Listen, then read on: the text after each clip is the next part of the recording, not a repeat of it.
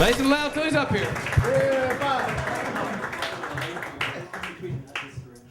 I was introduced to sailing over one wild weekend in college.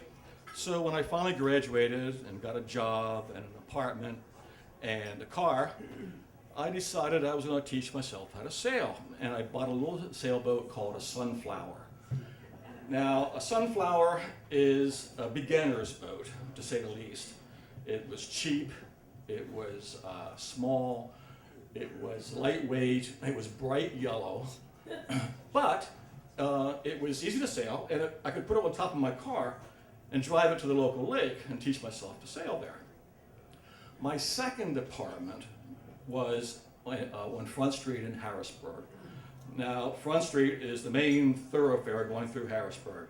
It's 3 lanes, all in one way, and you cross the street from my apartment, and there's a little park, about 50 yards wide, and then a bank and the Susquehanna River. And Front Street, the bank, and the river flow for miles in both directions, literally from city limit to city limit. It's a beautiful scene. So one day my girlfriend asked me, why are you putting your sailboat on top of your car and driving to a lake when you've got this river literally in your front yard? And I didn't have a good answer for that. It was like living next to limoncello, but you drive to Denny's for dinner.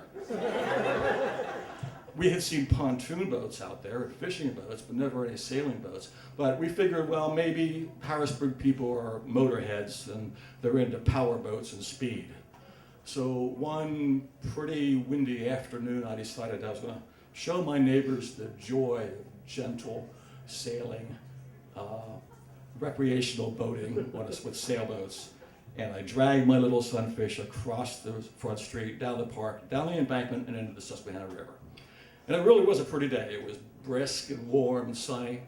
And the river there is a mile wide, but about halfway across, there's a series of islands. So I went out to the islands and I puttered around out there for like an hour and a half.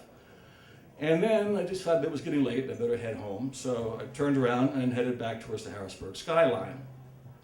And as I got closer and closer to the skyline, closer and closer to the shore, I realized that my building had disappeared. It was like a David Blaine magic trick. I was looking at a whole new set of buildings. Now, this never happened at the lake. At the lake, when you turn around to go home, you can reasonably expect it to still be there. But then it hit me, rivers flow. Waters move. And as I had been puttering around in the islands, the river had slowly been taking me downstream, and I didn't even notice it. So I said, well, I better start heading back. So I took note of where I was, and the nearest intersection on Front Street, I could see the street signs, was Calder Street. So I turned around, headed back out, and pointed my sailboat as best I could upstream, out to the islands, turned around, headed back, started watching the shoreline for signs, and the first street sign came into focus, and it was Calder Street. Huh. So I turned around, and this time I got really serious about it. I was really hyped out, and I was pointing my boat as far upstream as I possibly could, made a beeline out to the islands, turned around, came back, headed to shoreline, wanted to see how my progress was, and the first street sign that came into focus was Calder Street. It finally hit me why people don't sail in the Susquehanna River.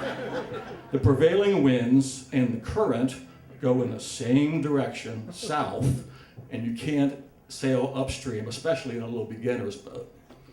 So I was going to have to do what sailors hate to do, and that is rely on some kind of power other than wind, and in my case, it was my feet. So I dragged my boat out of the river, up the bank, across the park, and right next to Front Street, I started dragging it upstream.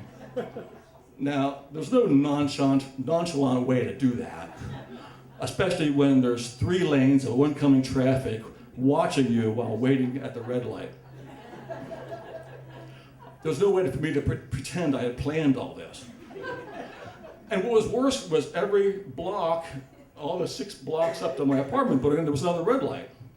So I got past the first audience, and just as I got to the next intersection, the light changed to red, and I got to entertain a whole new crowd.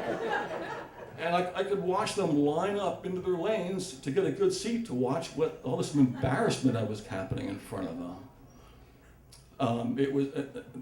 You've heard of the walk of shame. This was the drag of shame, and it just kept going block after block after block. I was entertaining hundreds of people, but I finally got home, and I told my girlfriend. I learned a very valuable lesson that day. If you don't know what you're doing, don't do it where a whole city can watch. Thank you.